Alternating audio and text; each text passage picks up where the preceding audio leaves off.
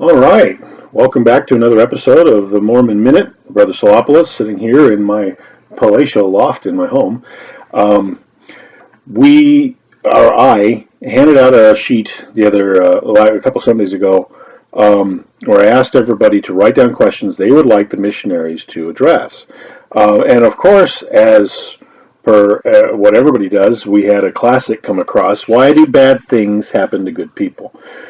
Um, that's probably one of the most difficult questions to answer, not just in the church, but in life. So I will attempt to address it as simply as I can. I don't know. All right, because it's specific to each person. What I can tell you is some of the things that happened that to me when I got started in the church, and when I actually got home from my mission. The mission president told me very specifically, go out, get a job, get an education, find a wife, get married, have kids, start a family.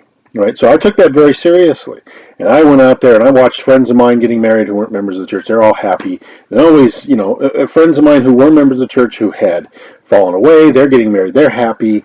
The people are happy all around me, and I'm not suddenly because every relationship I was in was suddenly falling apart and I didn't know why. And I actually had a very specific situation happen where I, you know, I just felt it with the Spirit. The Spirit said, "Look, you could go this route and you will be happy, but I promise you, if you refrain, you will be much happier later.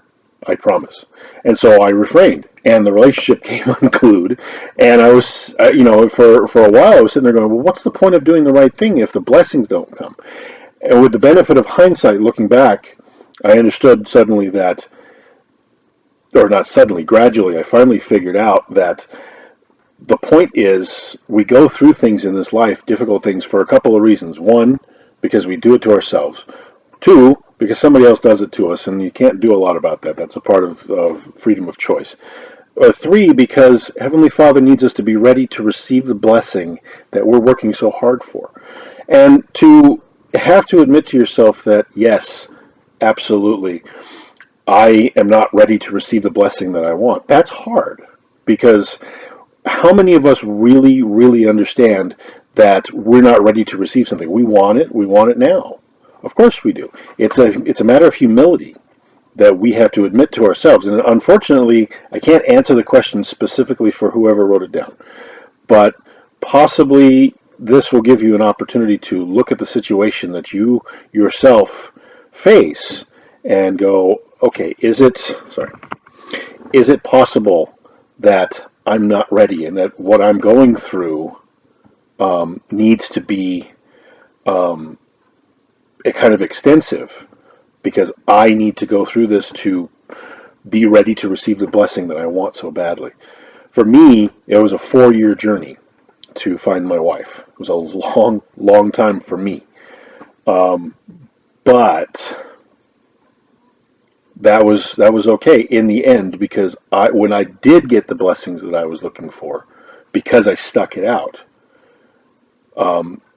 they were greater than I could have imagined. But I had to go through all that stuff first. So I hope this answers the question, or at least gives you something to think about. We're going to talk with the missionaries tonight. We'll see if we can get another video out, something a little more on the missionary side of it. But I hope that this is helpful to somebody. I can't answer your question specifically. I don't know you from your handwriting. So, but I hope it gives you something to think about. Now, keep bearing your testimony to your friends, to your family, to your kids, to yourself. Maybe go look in the mirror and bear your testimony. It's going to be the one thing you're going to be using all the time. And I will see you next video.